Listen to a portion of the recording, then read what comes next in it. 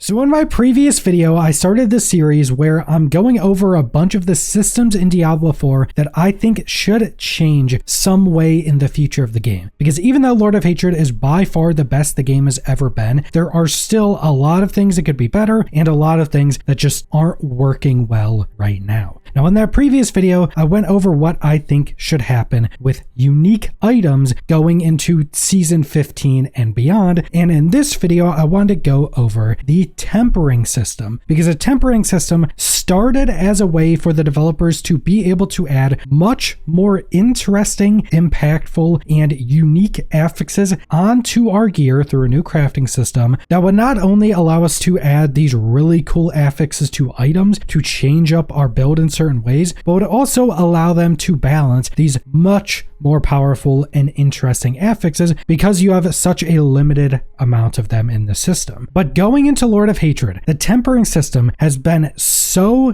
gutted that it pretty much doesn't have a reason to exist right now. Because if you look at the temperings in Lord of Hatred, they are pretty much all basic stat increases, and half of the pieces of gear, everybody is tempering the same things. Like in Lord of Hatred, unless you have a way through an upgrade in your skill tree or something to where your ability just has crazy high crit in general, you are basically always just tempering crit chance on every weapon, because pretty much every other tempering, it's not crit chance or attack speed, are these like random damage procs. So on weapons, there are basically like 2 temperings you could actually use, and all the others are basically useless, and even though they're not super strong, they're still not interesting or cool. It would at least make more sense if there were super interesting affixes that weren't super strong, but now they're just completely unusable and not even interesting. And that's how it is on pretty much every slot in Lord of Hatred. If you're any class that can use Resolve, you're putting max Resolve stacks on 4 different pieces. Your rings, you're probably doing cooldown. On your gloves, you're probably doing crit increase. So you're basically tempering the exact same things. Most classes are tempering very, very similar things. And I think this has just been a massive downgrade to the tempering system, which if you look back, which we are going to in this video, the tempering system was actually really interesting and had some really cool affixes. So I wanted to take a look back at what the tempering system was and what I think it should be in the future. So first, let's take a look back at what the tempering system used to be when it was first introduced, and we can actually get a good example of what the system was on a single tempering manual. This is for weapons, and this is called Bone Augments for the Necromancer. So the first option is up to a 32% chance for bone splinter projectiles to cast twice. This was one of the really interesting ones that made the system so interesting for me, and I think these are definitely one of the things they should be bringing back, because even though a chance for a projectile or an ability to cast twice is a pretty big damage increase, it's also just more interesting than just like this ability has a chance to deal double damage or something like that, which is also a tempering they added at some point. And we'll go over this as well, but this is along the lines as other things they could add, like splintering and forking and stuff like that. So very cool stuff. Just having this ability randomly go off twice is just really cool outside of being really strong. Then they have a chance for bone spear projectiles to cast twice. This is a lower chance, but again, the same idea. Just an ability that has a chance to go off twice, essentially multicasting. But then we have a 35% increase to the explosive size of Bone Spirit. And this is also something that isn't really in the game anymore, especially in the tempering system, where increasing the size of certain skills was a pretty big part of this. If you remember, when we were first testing the system on the PTR, there actually wasn't a cap for this, so people were able to clear like multiple screens with certain abilities. Then they capped it to just 100% increase, and I don't know why they removed this. A lot of builds in the game from pretty much every class could benefit from size increases for skills, and pretty much only the Warlock now has skills that will like hit entire screens. So this is something that's a really cool effect, can be quite strong, but isn't just a pure damage increase, because remember, this is a weapon temper. So this was taking the place of a skill possibly being able to be double cast or something like that. Size increase on skills, very cool tempering, no longer exists. Then we have a 25% increase to Bone Storm duration. So this is an ultimate for Necromancer, and this would just increases duration. This again is something that is not a direct damage increase, but is something that could be very strong and can allow for completely new builds to exist. Just take a look back at pretty much any ability in the class you're playing that has like a duration, and imagine being able to build more into the duration of certain things. That would open up more builds. I mainly play a druid. There are multiple different things that if we could increase its duration, there would probably be more options for that build to exist and be really strong. And these are the type of temperings we used to have, and these are the type of temperings they should bring back, but they should also add in even more.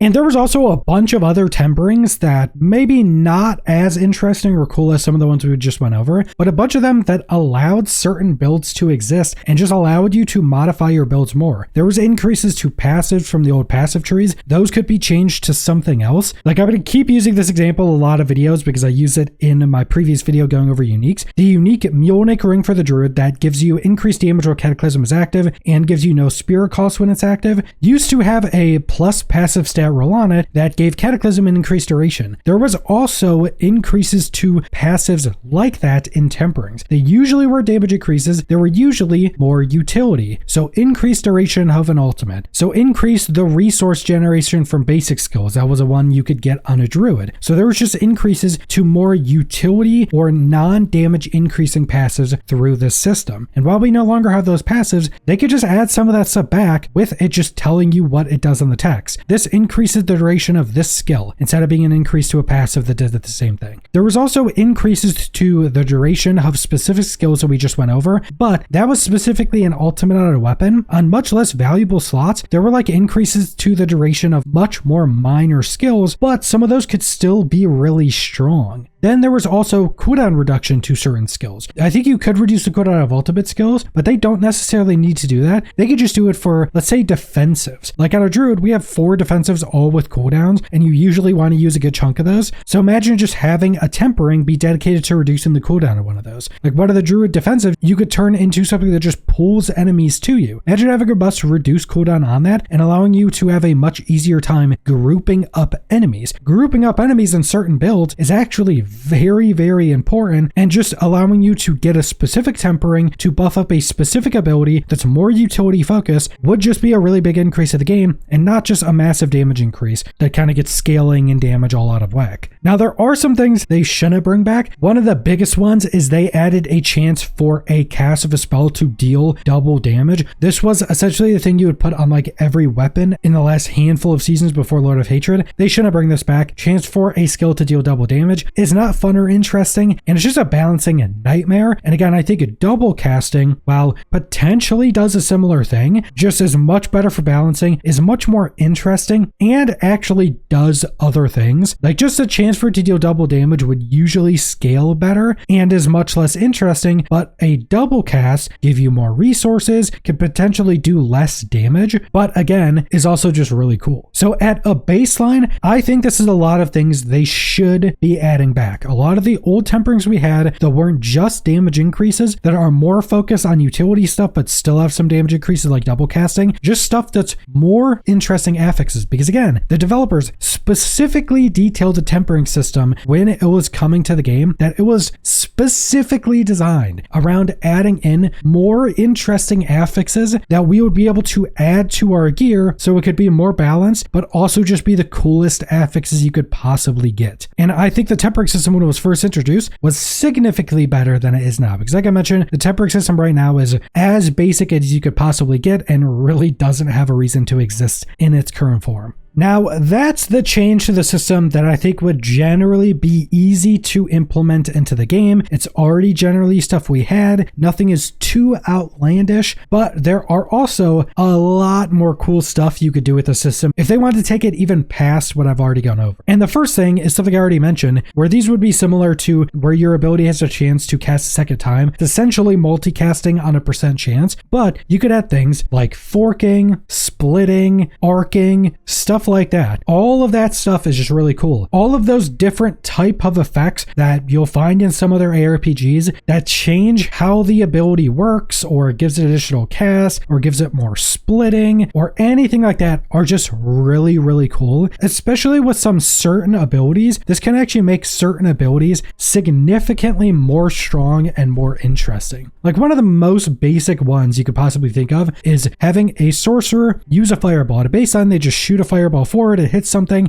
and it damages them and goes away. Well, what if you have a splitting temper for that? Well, now you hit an enemy and it has a chance to just split off multiple new projectiles. That could be a really cool new temper to up the potential AoE effectiveness of that. What about forking? What about just multicasting? So anytime you cast a fireball, it just has a chance to do multiple of them. And you could even multiply that even more. Like if you go look at some of the options of PoE 2, you can do this, even though I don't know how necessarily good it is. But I remember on the launch of PoE 2, I ended up making a build that I think it was fireball or some skill that worked in basically the same way, where now whenever I casted this, there was just a chance I would just spew out like a ton of them. Then I also had an ability where whenever it hit an enemy or a wall, it would then split off and shoot out a bunch of smaller versions of it. And then I just also had even a more rare chance to just like double the amount I'm shooting out. So I could potentially shoot out like 8 fireballs at a time. When every single one of them hit anything, they would then arc and split off into like 10 different smaller versions. And while it doesn't need to be that crazy, just having stuff like that is just so cool. Doesn't even matter if it's super balanced or super good or super bad. Stuff like that is just cool to use. So definitely some of this stuff they should add in just because the rule of cool. It's cool stuff to use that feel good when it procs. You could also do stuff like kiss curse mechanics. Now, I will say at the start, I don't like ARPGs or RPGs that have too many kiss curse mechanics. PoE 2 has definitely had this issue where it feels like half of the support gems were kind of completely useless because they give you one buff, but then this crazy downside that made it almost completely not worthwhile to do that would just have a worse downside than the upside, and it just becomes very annoying to feel like everything you're using has a downside with the upside. So I don't want a ton of this stuff in the game. Adding in this effect for certain areas could be good, because let's say they had a kiss curse temper that this specific skill now does a lot more damage or forks multiple times or multicast, but it drains all of your resources or drains a lot more resources. That's a kiss curse that not every build using that skill would necessarily be able to use, because some builds right now kind of cap out the resource generation they can get. So if they had any more resource drain, their build just wouldn't work correctly. But likewise, some builds only have to use a small amount of resource generating things before they have enough resources to never have to worry about it again. But if there was a temper like this with a kiss curse, they could potentially use that. They would have to change some other stuff to have more resource generation or things like that. This would be a big upside for this. It would change up some of your build, but allow you to do more and unique things. And again, they could add much more interesting effects with kiss curse. Like I mentioned, they could add any of the other stuff we just had. They could have, when you cast a fireball, it now shoots out 5 fireballs in a straight line instead of 3. But your fireball has double the resource cost or something. That could be a potential cool kiss curse effect that every build using fireball wouldn't necessarily need to use or be able to. When you're able to use this, when you have enough resource generation for that to not be a big issue, you now just get to spew out a bunch of fireballs, and it would be a kiss curse tempering that feels good to use and has a build that's kind of focused around it. Now, for a much more outlandish increase, you could also have unique tempering affixes. So right now we go up to legendary, and all of the tempering manuals of different rarities just give you a lower version of those tempering manuals. So basically just a less powerful version of the same affix. But imagine you can go farm and try to get these more rare, unique tempering manuals that give you unique effects that you can use as tempers. And these could potentially be much more specified things. Like you get a unique tempering manual and maybe it gives you a buff to a specific skill, something quite unique. Or maybe one could give you another skill variant for a skill. Or maybe one could buff up a variant of that skill in a unique way where nothing else can do that. And again, this is something